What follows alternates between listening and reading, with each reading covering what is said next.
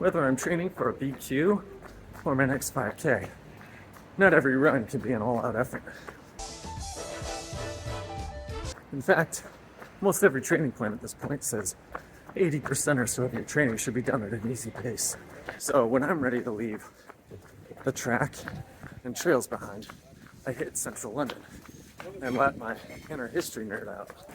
So here are 3 everyday objects I look for when I'm running around London.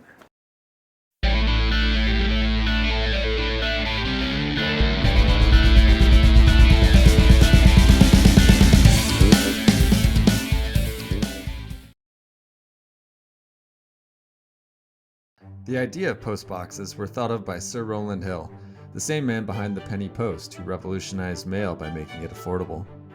Postboxes first came to the UK in 1852 in Guernsey and made it to London in 1855. The originals were red but switched to a standard of green in 1859. It took about 15 more years to get the kinks out and start painting them the red we know today to help with their visibility. London's postboxes became a familiar sight as they spread across the city, with various designs emerging over the years. Today, London has about 10,000 postboxes. The designs of the postboxes can give some clue to their history, but the easiest way to tell their age when you run by is the royal cipher. The current monarch, when the postbox is installed, has their royal cipher added. It is their first initial, along with an R for Rex or Regina, which is Latin for king or queen. The cipher is what makes them a great everyday object to spot while out on a run through London or really the whole UK. Reviewing our monarchs, the oldest postboxes will have a VR for Victoria. She reigned for 64 years starting in 1837, but postboxes came in the second half of that and the modern style even a little bit later. Any postboxes with her cipher will date from the 1870s to 1901. Next is her son, Edward VII.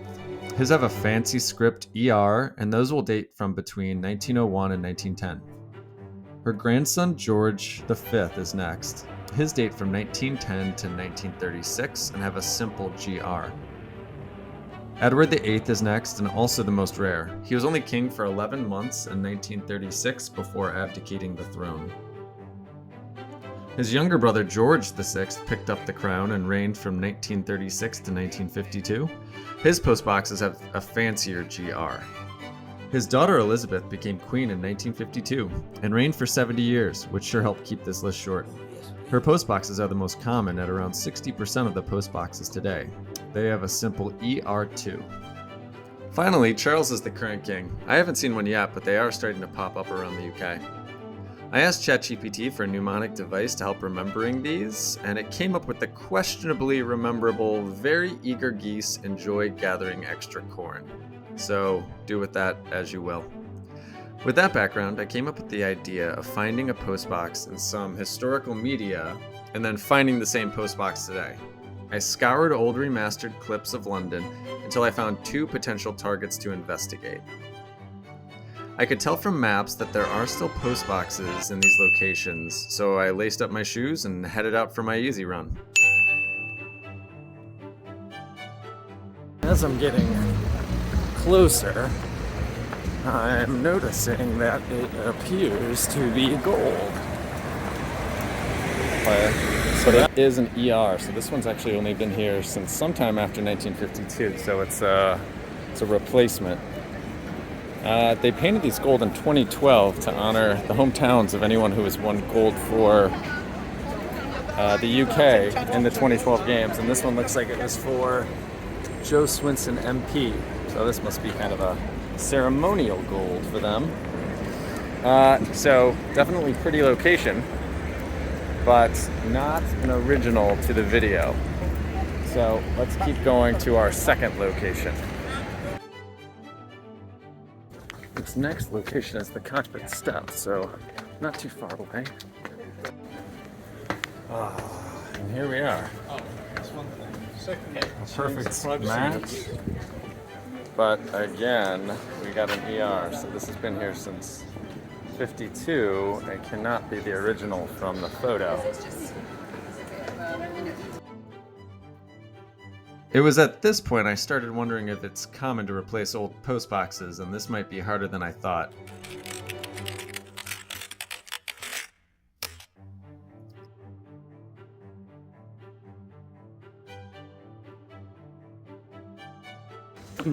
well, regardless, when you're running around London, you're going to see countless post boxes. And knowing when they're from, you can imagine all the history that happened around them. Like there's one coming up here. So this post box, you can see, is a fancy script E7, so Edward VII, from 1901 to 1910. So this post box has been sitting here for at least 115 years. It was here before Titanic set sail. It was here through 2 world wars, and who knows how much longer it'll be here.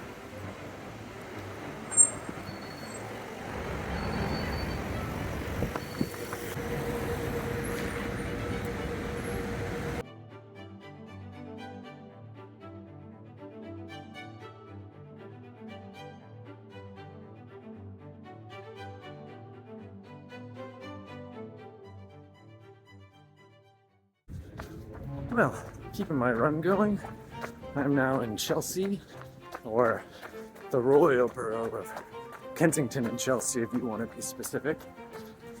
Well, most of the signs say Kensington and Chelsea, but some of them just say Chelsea. So what gives with that?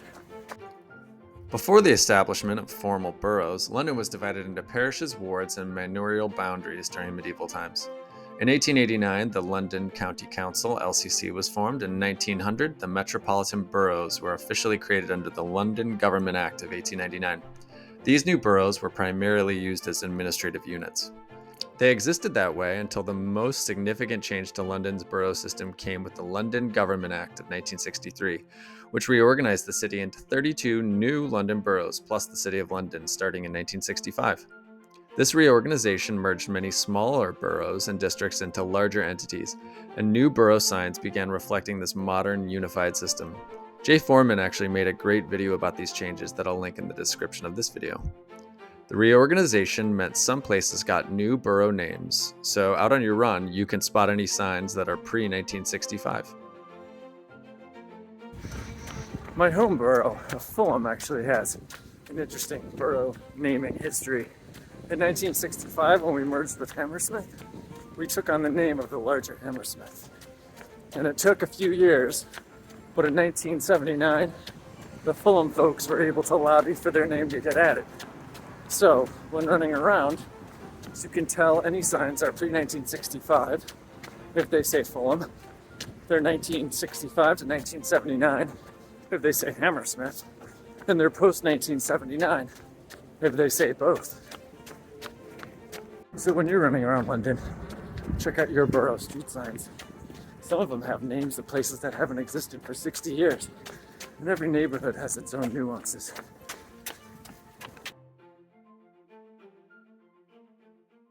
Not all everyday history objects are up. Some are right under your feet. Manhole covers are all over London. The turning point for London's manhole covers and underground infrastructure came in the mid-19th century. In 1858, the Great Stink, when the smell of untreated sewage in the Thames became unbearable, and it prompted the government to take some serious action. Sir Joseph Bazalgette, chief engineer of London's Metropolitan Board of Works, designed a massive new sewage system for the city. His system involved laying hundreds of miles of sewers beneath London streets and required new access points for maintenance, which led to the creation of the modern sewage manhole cover. If you are in central parts of the city like Mayfair, Embankment, the South Bank, and the City of London, you can still see some of these Victorian manhole covers with names on them like the LCC or London County Council, which existed from 1889 to 1965. Some even have wooden tops to match what used to be wooden streets, but these have become quite rare. Those Victorian streets turned into our more modern roads, and new systems and covers were created for various utilities like water, electricity, and telecom. Unlike manhole covers, which provide access to underground utilities such as water, sewage, electricity, and telecommunications, coal covers were installed to facilitate the delivery of coal into homes and businesses. Coal was the primary source of heating in London during the 19th and early 20th centuries. The cover allowed coal merchants to deliver coal directly into the underground coal cellars or storage rooms, often located beneath the pavement in front of buildings and homes. All the manhole covers I see out on my runs, the ones I'm probably most interested in are the coal plates. So something like this, along with a boot scraper. So those are interesting to me just because they were probably at almost every house on this street at one point 120, 130 years ago. But as you run through, okay, let's see, this one doesn't have it, this one's been covered. And you can spot out the ones that have kept it for a long time. They also all have different names on them, random old ironworks companies that haven't existed for 100 years. Some of them have holes in them, but over time, so many of these got covered up or sealed in or just completely removed. So another fun thing to check out on your runs. Whew. So thanks for coming on my easy run with me. Back to speed work tomorrow.